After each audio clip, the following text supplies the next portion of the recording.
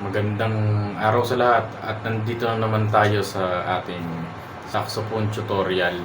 Ang ituturo ko naman ay kung paano patugtugin ang La or A na nota, A note, La sa alto saxophone. Yung hindi pa natin ginagamit yung octave key.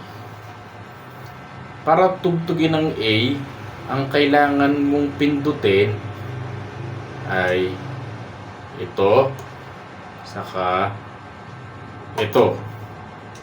Yan. Para makatugtog ka ng A, ang pipindutin mo ay ito, saka ito. Yan, yan. Ito ang unang daliri dito, pangalawang daliri dito, para matugtog ang A.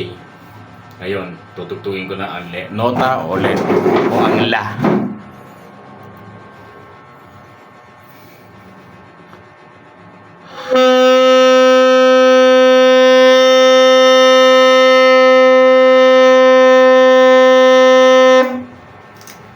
Ayun.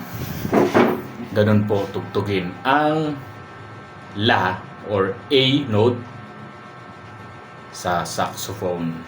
Maraming salamat po.